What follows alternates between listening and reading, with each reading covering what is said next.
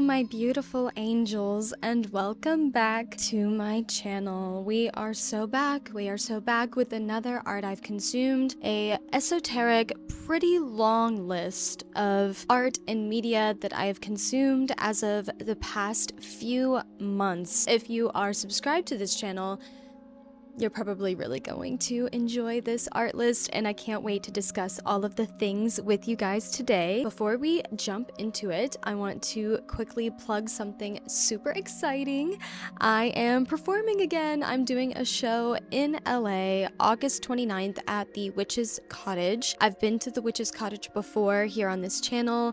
It's such a lovely space, so I cannot wait to play there with my fellow whimsical musicians and poets, and it's going to be so much fun. So if you are in the area, if you want to get lost in my beat poetry, if you want to see me perform, I have the ticket link in the description box. Check it out. And this is going to be my first performance back in a handful of months, so I'm really looking forward to it, and I hope to see you there. And if you like this art list, you will probably enjoy my projects, my beat poetry, which is also linked in the description box below. We have so much to discuss today, so I am going to just dive right into it with the books.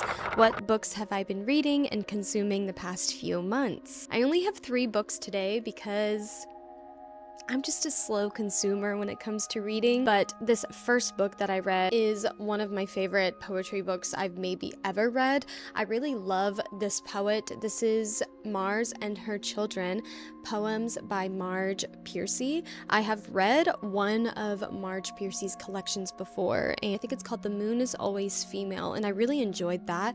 And I was at a secondhand bookshop and I found this on the shelf. I really loved the cover, and the title of it really drew me in because it just kind of reminded me of my poem, I Will Not Go to Mars With You. And as I was flipping through, I was reminded how much I love how Marge Piercy writes. It's really right up my alley. It's very earthy and spiritual and emotional, while also being violent and political and borderline fantastical. She has a really wise perspective that I really admire. She's really one of my favorite poets and one of the voices that I look up to the most, and writes the kind of poetry that inspires me to continue to write my own. Absolutely magnificent. The next book that I want to share with you guys is actually a photography book that I found at a secondhand shop. This is A Fairy's Child, photographs by Anne Dahlgren and Douglas Folk. This is absolutely stunning, and I wanted to include this in the art I consumed because the photography is just so gritty and almost eerie and unnerving and frightening, but beautiful and innocent, and it just feels like it's from another world. I love the film. I love the gritty black and white. And if you're wondering where I get my inspiration for a lot of my photo shoots, it's usually in a photo book like this, or little photo books that I find at secondhand shops and thrift stores and things. My cat is getting in my lap. Yes, lay down. Lay down, bub. You can lay there. Lay down for the art I consumed. Anyhow, this is absolutely beautiful, and I love all of the little poems throughout from various poets, and they're just all about fairies, and it was just something I kept thumbing through as the months passed, and I really want to do a photo shoot like this soon. Absolutely beautiful. And finally, the last book that I have to talk about is actually an audiobook that I just recently finished. I finished Resistance by Tori Amos, read by Tori Amos. You guys know it's not an art I consumed video unless I mention my Lord and Savior Tori Amos. It's all about her songwriting process, but it's also so much bigger than that. It's about her perseverance, and it's about how her inspirations come to her through the muses. I talked about this a little bit in my last video here on this channel about poetry for beginners. You should check it out if you want, but I found this so inspiring, and the way she talks about art is just so incredibly relatable to me. And she also tells a lot of specific stories on how certain songs of hers came to life. especially in the political landscape of America in the early 2000s, specifically when she was touring through America, and how she gained all of these perspectives from different corners of our country. And it's also about grief, and she talks about relationships that she's lost and pieces of herself that have changed as she's released albums and toured around the world. And it really gives you an insight into her and her mind and her way of thinking and her spirituality as well. It's very complex, it's extremely captivating, and it just really solidified why I love her and why I think her voice is so important and also so underrated. How art is inherently political and always will be, and it's just something that influences the culture. And when you are an artist, you're tapped into the culture in a very healing, specific way. And she really talks about the importance of art and how it's such an important but daunting path to take. It's just incredibly inspiring. Okay, next, you guys, we have to jump into the films. What films did I watch over these past few months? And we also have some TV shows to cover, but of course, quite a lengthy list today, and a lot of these are horror films. A lot of these are pretty complex and horrific, but I don't know what that says about where I'm at in life, but let's just dive right into it. First, I want to talk about a short film, actually, that's here on YouTube, so I'm gonna have it linked in the description because I just find it so inspiring and beautiful. I want to quickly touch on Everkeep, which is a stop motion, all handmade practical effects stop motion film that I found to be so inspiring and so beautiful, and how much emotion and storytelling that this artist was able to pack into just a mere 4-minute stop motion film. I am transfixed. I am inspired. It is so magical, and we need more things like this in the world, and especially in the age of AI. This just really moved me in such a beautiful way. It's so girly, it has this like undertone of innocence, and I highly recommend just carving out a mere 4 minutes of your day to watch this. Next film I want to talk about is Bram Stoker's Dracula. Now, my Dracula knowledge is very slim. I can't lie. I haven't seen any of the Dracula films until now. I watched this one. This is the one, I believe, from the 90s. It has Winona Ryder in it, which is really the main reason why I wanted to watch this one first. Directed by Francis Ford Coppola, and Dracula being played by Gary Oldman, which something about Gary Oldman, I don't know why, his presence, every time I see him in a film, I get so uneasy, like something's not right. Something's not right. Honestly, how many times in my art I consume videos have I said like, oh, this specific actor, just something's not right. Like, I don't trust them, and they make me feel uneasy whenever they're on screen, but like, I don't know why. He's one of them for some reason, but I did enjoy this. I thought it was pretty camp in a great way. The cinematography and the costumes specifically were absolutely my favorite part of this film, as well as Dracula's brides. The whole concept I just thought was really, really fascinating, and I was just having a grand old time watching it. I didn't love it maybe as much as some people, but I did really enjoy this watch, and I loved all of the gothic, gorgeous imagery, and I'm excited to watch more Dracula films. I gave it like 3.5 stars. It's a solid film. Next film that I thought was fantastic and really entertaining, literally could not peel my eyes away from the screen, is Showgirls. I had never seen Showgirls, and I was blown away by this film. It was not what I was expecting at all. I mainly wanted to watch it for Kyle MacLachlan, Special Agent Dale Cooper, although his character in this film is nothing like Dale Cooper. He's not a nice guy in this film. This is about a young woman's journey in the showgirl community in Las Vegas. It's really a commentary on the pitfalls of patriarchy and pretty punishment and competition between women and aging and beauty standards. Thought it was really fascinating, although some of the dancing, I don't know, the dancing kind of put me off a little bit. I don't know why. I didn't love all of the dancing. Also, the pool scene with Kyle MacLachlan left me actually speechless. Like, I think my jaw was actually on the ground. I couldn't believe what I was witnessing.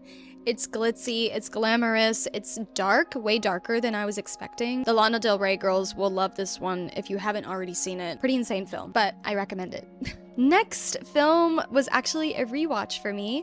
'Twas the night before Renaissance Fair, and I had to watch one of my favorite medieval films ever, Excalibur. This is the OG dark fantasy 80s film. There's so much I love about this. I love how this film has a bit of dream logic to it. The plot is not very linear, and considering it's a King Arthur retelling, I really love how they leaned into the magical, fantastical aspects of that story. This film was really a catalyst for fantasy films overall. So many fantasy films attribute this film as a source of inspiration, including, but not limited to, The Dark Crystal, Labyrinth, and even Game of Thrones. Imagine if Game of Thrones was shot like this film.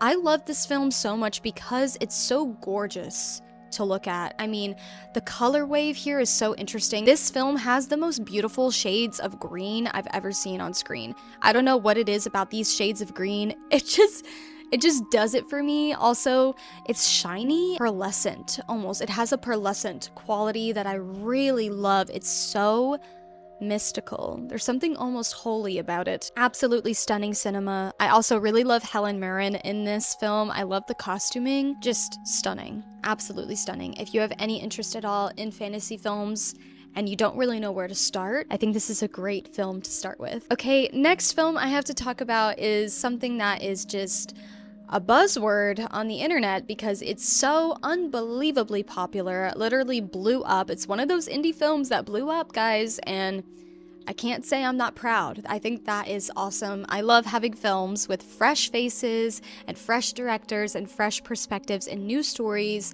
things that are not a sequel or a remake. I'm talking about Obsession. Of course, everybody's already seen this. This is incel horror. Is there anything more terrifying than a man? I'll wait. No. I saw this in the theaters, like, right when it was starting to really be, like, talked about and there was a lot of buzz. It was, like, right when it came out when I went and saw this. And my theater was full of people. So I got to really enjoy my watch of this with, like, the reactions of the audience, which I love when that happens. And what's really funny is the witch store that Bear goes to get the One Wish Willow. It's called The Green Man, and it's in Burbank, and I've gone there a lot, many times. So when I was watching the film, I was like, oh, they're at The Green Man, and I've never seen a One Wish Willow. What would you wish for if you had a One Wish Willow? I think world peace. Or I probably would do what that one guy did and get $1 million. More independent films, please. We need more films like this. The acting was phenomenal. What they were able to accomplish with a small budget is really amazing, and it's great. And I'm excited to rewatch it eventually. I think it's really interesting how it's made our culture kind of reflect on itself, and I don't know, we need more films like this. Some more horror films that I have to talk about. I need to discuss HIIII, which is a Dutch folk horror film. I love folk horror films. My favorite subgenre of horror is folk horror, and this had everything in it that I need out of a folk horror film, and I enjoyed every single second of it, and it's a pretty short runtime. I think it's a little bit over an hour. Basically, this woman is in a medieval village, and it's one of those stories of misogyny, especially in dogmatic religion, versus women's liberation, women's spirituality, even the spirituality and the ways of the old gods, of the guardian spirits in the forest. Specifically, the guardian spirits in this film, the way they were designed blew me away. I absolutely love the design of the spirits in this film. I love the way this film was lit, the way it was shot was so eerie and beautiful. I wouldn't say this is like nightmare fuel by any means, but it's almost psychedelic in the way that it's told. My Ethel Cain fans will love this one. Really fascinating. I enjoyed this so much, and it reminded me a lot of The Witch, which is something that I actually watched straight after watching HIIII, because I was like, wow, that reminded me of The Witch. It's been a long time since I've rewatched that. I love this film. This was the first film I saw with Anya Taylor-Joy in it. This was the first film of Robert Eggers that I ever watched, and it's probably still my favorite.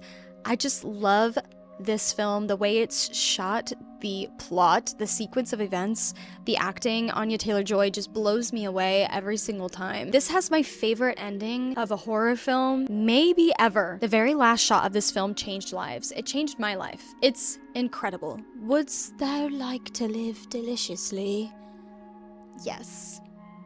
Wouldst thou like the taste of butter? Why, yes. Thank you, Black Phillip. Thank you for your service. Okay, next thing that I watched is actually a documentary. Quite possibly the most heartbreaking documentary I've ever watched. I actually watched it twice. I watched it once with my best friend Michaela, and then I watched it again with Caleb, my boyfriend, and just sobbed my eyes out both times. I'm talking about It's Never Over, Jeff Buckley. Girls when Jeff Buckley. Girls when they realized Jeff Buckley signed up to be a butterfly keeper 2 weeks before he passed away. Literally, I can't.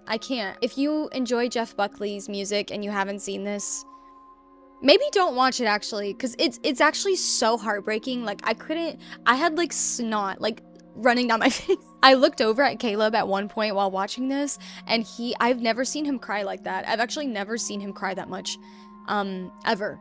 And I've been with him for almost 6 years. That voicemail to his mom at the end.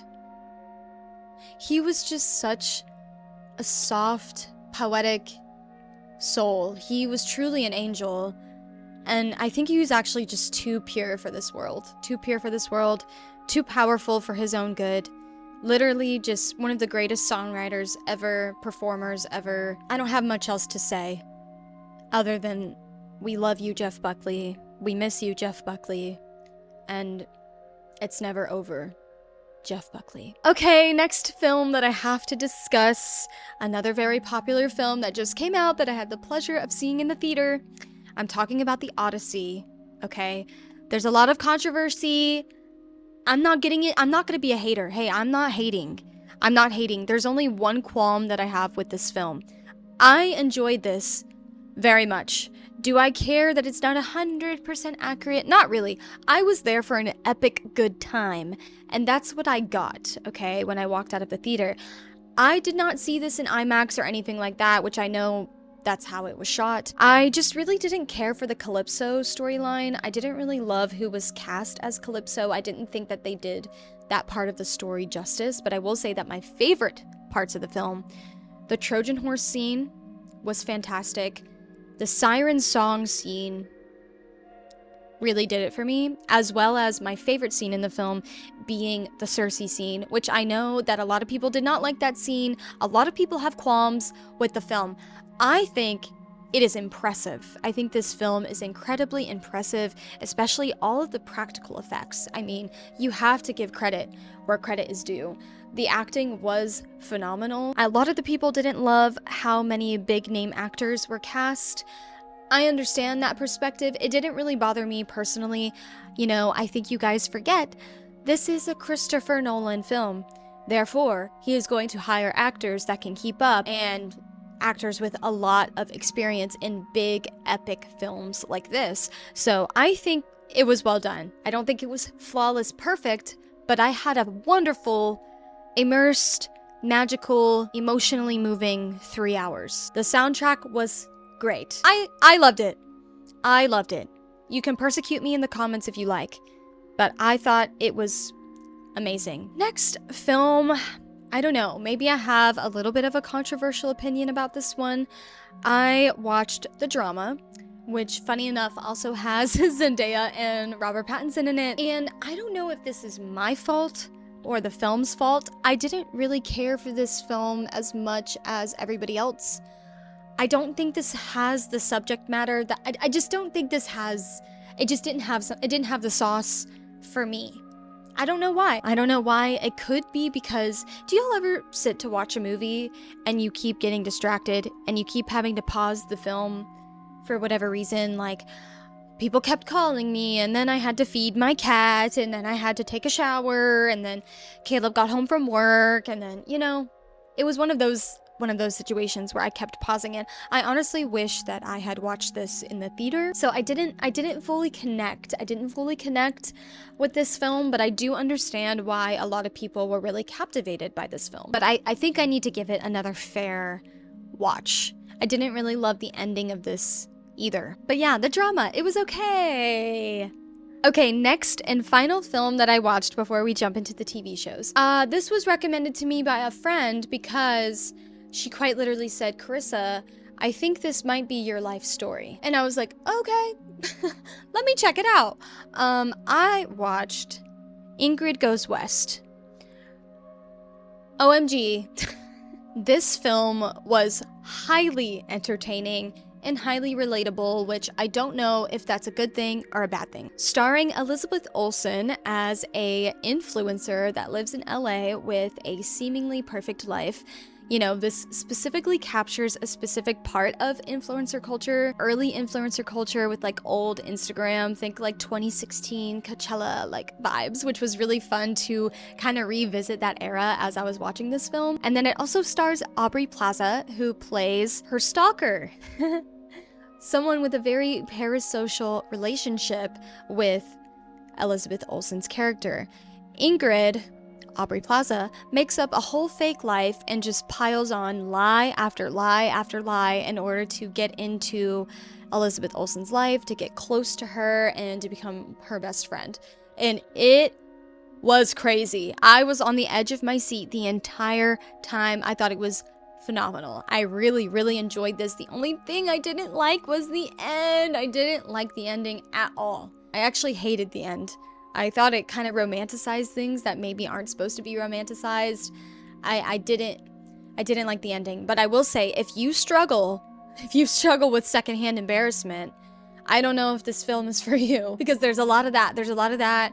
I felt so embarrassed for Ingrid so many times in this film. Next, I want to dive into 2 TV shows. One is a Netflix original that came out a few months ago starring Camila Morrone. I'm talking about Something Very Bad Is Going to Happen. This was so entertaining. I binged it all in like one night. I think I stayed up like all night to finish it. I will say, before the plot twist, I thought it was a lot scarier and a lot more interesting than after the twist. Camila Morrone's character, I believe her name is Rachel, is trying to integrate into her fiance's family, a very rich family, and it seems like they have a lot of secrets, and they're kind of weird and creepy. And that's all I really want to tell you, because it's a lot better to go into it knowing nothing at all. I think this limited series did a great job at portraying kind of female intuition. It almost had like the Cassandra effect of, hey, I feel like in my intuition something's not right, something very bad is going to happen, and nobody really believing you. It also kind of touches on true love. What does true love mean, and what does it mean to have a soulmate? If you like psychological thrillers, if you like kind of anxiety, high stakes, dark kind of horror shows, I think you would really, really enjoy this. And it's a pretty quick watch for a limited series. The only thing is, it does have a few plot holes. I don't know if they're gonna make a second season. I do believe it's just one season, but I do wish they had answered some of our questions. And of course, you guys, you know I've got to touch on it, you know I've got to talk about it, because I'm a huge Game of Thrones fan. House of the Dragon Season 3 just wrapped last week. I have so much I could say. I have so much I could say. I want to preface that I have not read the books, okay? I'm purely here for the show canon. Honestly, I could care less what happens in the books, and maybe that's controversial. Hey, maybe that's controversial, but I enjoyed this season. Other than a few plot lines I didn't really care for, overall, I was super invested. I was sat on the edge of my seat every Sunday for a new episode, and I'm actually watching it through it again now that it's over, and I'm enjoying it even more the second time around. I don't think it's as great as season 1. Season 1 to me is legendary, but this is still a really solid season. I'm trying not to spoil anything, so I just wrote down like a list of my favorite moments, and I'm just gonna rapid fire go through it. How entertaining Team Green was this season. Yes, I am Team Black. My allegiance will not be swayed. I have bent the knee to Rhaenyra, the realm's delight, absolutely, but the Team Green storylines this season, were probably my favorite parts of the season. So entertaining. Aegon's whole side quest was honestly unmatched. Maybe might have been my favorite storyline of the season. I'm alive! He's so funny. Rhaenyra and her grief. Emma Darcy needs an Emmy. Absolutely, absolutely. One of the standout actresses on the show to me is Emma Darcy. Helaena Targaryen and Dreamfire. Helaena delivered the best Dracarys maybe ever. That was my favorite scene in the entire season. Helaena, my dear, sweet baby. Also, speaking of tears and crying, Jace. Yep. Darren, my cutie pie. Oh my gosh, I know he's not gonna make it. I know he's not gonna make it in season 4, but he is so darn precious. I really loved him and his dragon. Sheepstealer being an orphan feral beast was one of the things that I wrote down. Sheepstealer's like, girl, I don't know, Valerian, like, I don't know what you're saying, but like, nice try though. Okay, I also wrote, Ulf sucks and I hate him. Yeah. I hate him. He's so annoying, I actually can't. Kristen Cole, I almost spoiled it, but Kristen Cole, what a relief. What a relief. Also wrote down the tension and moments between Alicent and Rhaenyra. Do not try me. Listen, I need more Alicent and Rhaenyra scenes, actually. Sunfire Resurrection, one of the best scenes the entire season. Bring Aegon, the usurper, to me. Honestly, extremely solid season. Extremely solid, and that's my opinion. And I'm not gonna be a hater. I know everybody on the internet likes to be a hater. Not me. You won't catch me hating. Also, I will defend every woman in Westeros. I am a every woman in Westeros defender, and I'm not gonna apologize about it. All right, you guys, that is all the things that I watched. Now let's dive into the music. What music have I been listening to the past few months? Okay, first I want to talk about a single that was released by a peer of mine. I've talked about her quite a bit on this channel. She actually opened for me at my show in March here in LA. I'm talking about Gideah, of course, and her single Mad Ones. When she played this, she premiered this before it came out at our show, and I thought it was so different for her and so refreshing and honestly great, so I was so excited for this to be released. She usually leans more into her harp playing, but with this track specifically, she incorporated a lot more synth, which I thought was super cool. It honestly really feels like Grimes has been resurrected with this track, so if you like Grimes, then you'll really enjoy this. I specifically really love the outro of this track. Highly recommend Gideah's entire discography. Next, okay, I'm gonna talk about Tori Amos again. Guys, I'm sorry. She released a new album. It's called In Times of Dragons. I'm in my dragon era. Me and Tori, we're on the same wavelength these days. I love so many of the songs on this record and was so excited when it came out. My favorite tracks being the title track.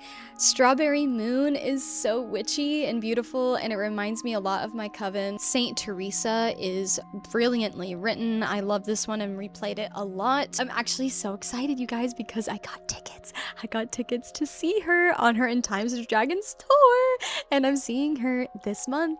In just a few weeks. I'm gonna cry. I'm gonna cry and scream. I'm actually gonna cry and scream. Yes, if you love Tori Amos and you haven't listened to her new record yet, I highly recommend it. She touches on so many beautiful subjects, and it's so beautifully written, as per usual.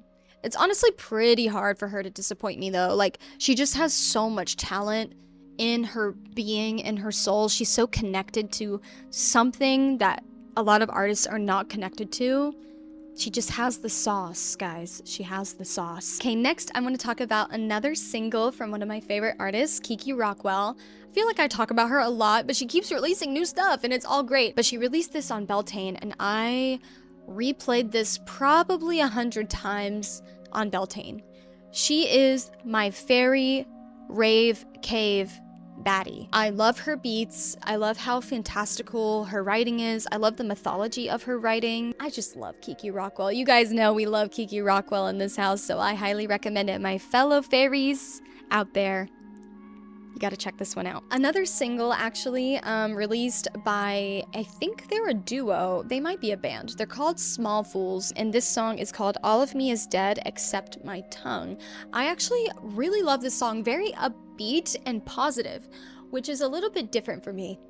A little bit different. It's less existential and more just like a tavern classic, really. We need more medieval folk music, medieval folk pop music, I guess that's what you would call this. I specifically really admire the instrumentation here, and I find it really, really inspiring. And I like to do a little jig, do a little dance around my room to this song. I recommend it. If you are a fair maiden, I recommend it. Okay, my legs are falling asleep. Next, a pleasant surprise, something that I was not expecting. I was not expecting for Autumn's Grey Solace to release a new record. They are one of my favorite bands. I would classify them as shoegaze or like ethereal wave. I've talked about them on this channel before. And I just opened my Apple Music and I was like, oh, a new record from one of my favorite bands? Yes, please. It's called The Never Ending. I love this. I mean, it's shoegaze. What's not to love, you know? It's really calming. Something about their music is extremely, like, anti-anxiety for me. And it really helps me focus, especially whenever I'm writing. I listen to Autumn's Grey Solace a lot whenever I write, because I'm not really locked into the lyrics as much as I am the feeling. The floating, ethereal feeling of their music. My favorite tracks are Here on Earth, Lightning Will Strike Again, and Hey Sorrow. I love Here on Earth. That's my favorite one, for sure. Highly recommend. If you love ethereal wave and you, for some reason, have never listened to Autumn's Grey Solace, I always, always, always will recommend them. Next, I want to talk about two albums, actually by the same person, but they're under different aliases. And I don't know, something about music is very spiritual to me. Like, I feel like certain albums or songs find me at the perfect moment. That's kind of how I felt about Tori Amos. Like, I found her when I was 25. And it changed my life fundamentally. That's just how I operate with music. And sometimes the albums find you when you need them the most. And for me, this album, Lullabies in a Glass Wilderness by Katie Jane Garside, was the album I might have listened to the most the past few months. There's something about her that is so unique to her. She's kind of like Mazzy Star's like deranged cousin. She has the most harrowing but like feminine feral vocals, gorgeous songwriting. It almost feels like you're inside her dollhouse. Am I making sense? There's something really ethereal about this. It kind of reminds me as well of Nicole Dollanganger, so if you like her, you will love this record. My favorite songs are Roadkill, Awaiting You, and Dark Angel. Dark Angel is so good. But she has another alias, Ruby Throat, so I've been trying to dive more into that as well. She has quite a few albums, but these are the only two that I've listened to so far. I'm talking about the Ventriloquist. This album is way more intense and feral than the other album. This record literally has, I think it's like 15 minutes long, a song called John 3:16, which is obviously about, you know, the sacrifice of Jesus and is a Bible verse, and it literally, the first time I listened to it, I think my eyes were like this the whole time. It's crazy. Her storytelling is harrowing and raw and borderline frightening. My favorite song on this record, though, is Ghost Boy. I love the arrangements in this song, and I love the lyrics, and I love how she sings it. It's so bloody beautiful. Highly recommend Katie Jane Garside and any of her aliases, but these two albums so far for me have really tapped into a part of my soul. Gorgeous and sadly, weirdly relatable. Next, I want to talk about a duo that I discovered fairly recently, Dead Can Dance. I'm going to talk about two records from them. The first one I want to talk about is Within the Realm of a Dying Sun. Wow, I love ambient music, and I would say this classifies as ambient music, but also kind of synthy and electronic a bit. It has a lot of medieval fantasy influence. Specifically, this record is like, I'm wandering around the dark castle in the 80s, like 80s dark fantasy, but like I'm walking around the castle with my candelabra and my flowing white gown in the wind. That's how I would describe this. My favorite songs are Summoning of the Muse, Persephone, and Windfall. It's mostly instrumentation, but there is also some vocals here. This came out in the 80s, and there's just something about that 80s dark fantasy, guys. It really does it for me. A soundtrack feel to them, like a dark fantasy film soundtrack. That's how I would describe this. But their other album that I really love, that's actually my preference, I think it's called Ion or Aeon, something like that. This one feels less 80s dark fantasy and it feels more like medieval chamber music. Still has gorgeous instrumentation. It almost feels like something I would stumble upon in a cathedral. Me, when I describe music, it's honestly comedic. Like, what am I even saying? I really love The Arrival and The Reunion, Saltarello, and Black Sun. Black Sun is my favorite song on this record. It's a banger. It's literally bangers. Bangers after bangers after bangers. All of my princesses, all of my knights, come forth and listen to the medieval soundtrack of your dreams. Okay, next, I'm so excited about the next two things we're going to discuss. We had a resurrection among us, yes. Fiona Apple is not dead, guys. She came back and she said, let me bless you with a 1:40 banger. Yeah, Fiona Apple released a single, guys. Fiona Apple released a single in the year 2026. This is not a drill. This is not a drill. And it's great. And it's criminally short. I wish this was longer. She said, that's all I need. All I need is less than 2 minutes to gag everyone. And then I'll go back into hiding for God knows how long. This is actually really just a theme song, I think, for a TV show or something that I don't really care about. But the song is fantastic. My daddy put my crib under Damocles' sword. What a line. I love Fiona Apple. Fiona Apple, if you can hear me, please save us. Please save us. Please save us. Come back. Come back. Release an album. Phoebe Bridgers released an album. It's your turn. Phoebe Bridgers released an album. And I love it. Lost Weekend came out, you guys. Lost Boys was the lead single off of this record. Thoroughly enjoyed that lead single, which made me all the more excited for the record. I am a longtime fan of Phoebe Bridgers. If you've been watching my channel for a while, you'll remember the story of when I was at this random waterfall. Everyone is so sick of me telling this story, but I was at a random waterfall and I was having a picnic with Caleb and I was vlogging actually, and all of a sudden Phoebe Bridgers walked up with Bo Burnham at the waterfall and I was like, oh, hey. And I got too scared and I didn't say anything to her, but I digress.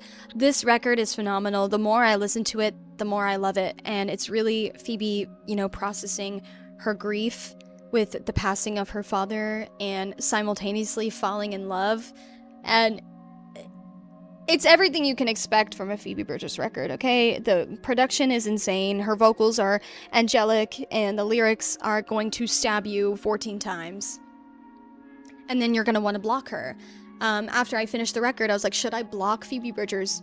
Actually. On my very first listen, Lost Weekend became my favorite. I love the outro on that track. So many great outros on this track. The production really does go insane. I also love I Can't Wait.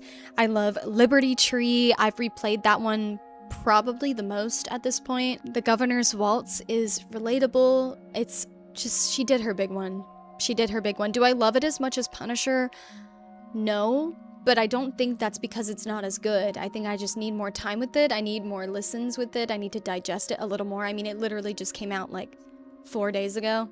Oh my gosh, Phoebe. The woman you are.